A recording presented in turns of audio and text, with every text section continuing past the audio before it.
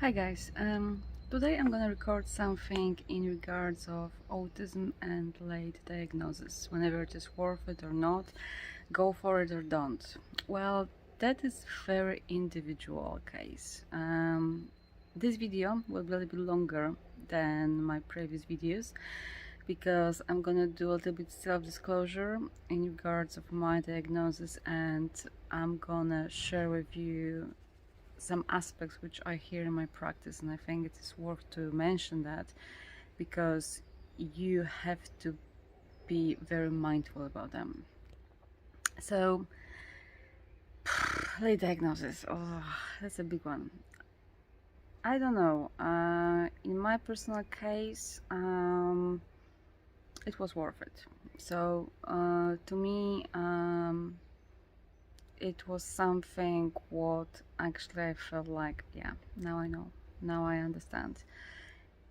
It didn't bring to me any grief or any resentment for my past past life, but actually it gave me some reconciliation that I'm not weird, I'm not different. Well, I'm different, but not in a negative way. So all my life I thought that I'm neurotypical and I'm just weird or not trying hard enough to meet expectations of the neurotypicals. That includes friendships and relationships. But I think at some point, and maybe it comes with the age as well, at some point I felt tired of that. I felt tired of trying to meet everybody's expectations and not being myself. So my late diagnosis was something what I actually expected, mainly with ADHD, because with ADHD I was suspecting this from a very, very long time. Although initially I thought, it might be like post-traumatic effect of my accident, because you have to understand that trauma response can mask ADHD symptoms and vice versa, and they can overlap in a certain degree. So you have to be really mindful about that as well during your diagnosis, if you will go ahead. So yeah, with my ADHD was like, okay, never mind. I found the strategies around, so I found how to navigate the world better for myself with my ADHD strategies. With autism, well, I always felt that I'm very curious and I can learn anything and everything.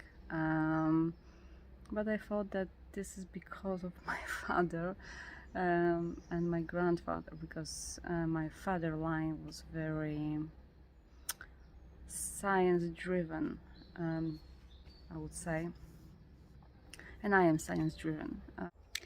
So now I'm gonna talk about the process with diagnosis. My process was quite long because in my case it was literally, I think, 12 sessions, because they weren't sure whenever this is only autism or ADHD. And during the process you have to understand that those symptoms can overlap.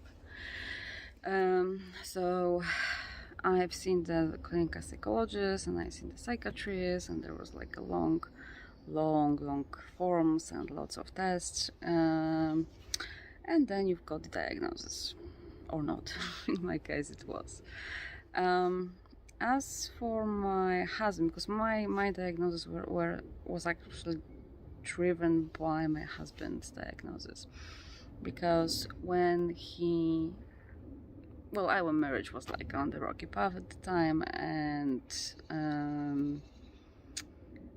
long story short, he went through his diagnostic process, and actually it came out that he is autistic. But when he revealed that information to me, I was like, nah, if you are an autistic, I'm like a triple autistic, because I am very awkward, socially awkward. I don't like public spaces. I don't keep eye contact. I have very weird interests, and I can learn anything and everything most of the time. So we have lots of aspects, especially I'm very much triggered by temperature, by noise, and lots of other things.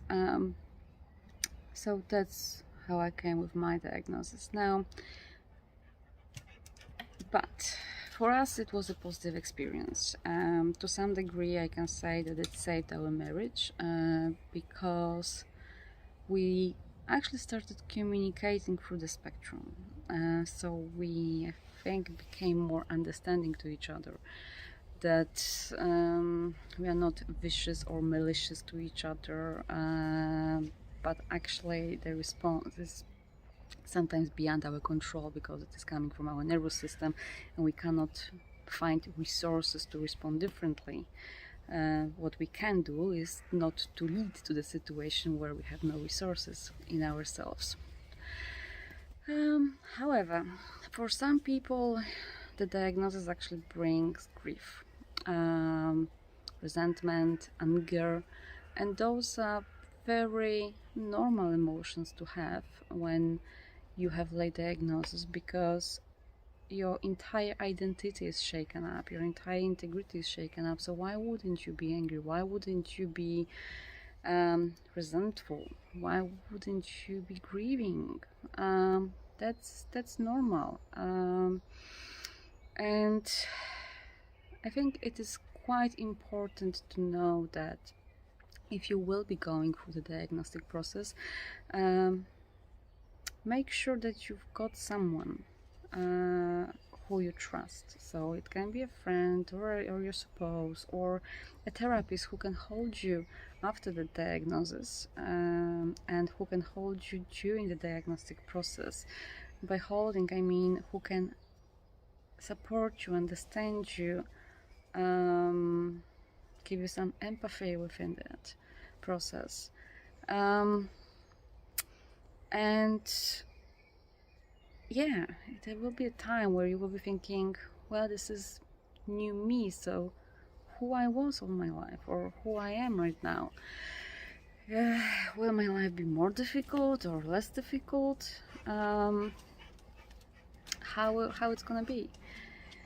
Regardless what you will choose, in the current situations going on the market, make sure you are going through the trusted company or trusted diagnostic facility, because we currently are noticing lots of false diagnoses, lots of diagnoses made by unexperienced, kind of, I'm gonna put the brackets here, professionals, who truly do not understand autism.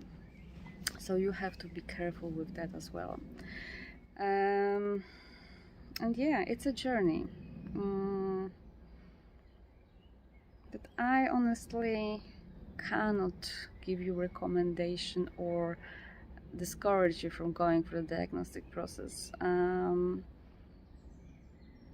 bear in mind that some people, they do know that they are autistic or they've got ADHD, but they don't need the label, so to speak, diagnosis, because they know who they are, and that's okay. You don't need to have a paper for it. I think the main aspect is, do you accept yourself? Do you like yourself? Do you love yourself? Do you care about yourself? And those are the main questions, regardless whenever you are autistic or not. So yeah, the decision is yours, but it is a process and it can change your life, but it doesn't have to as well. So it depends how comfortable you will be with the diagnosis.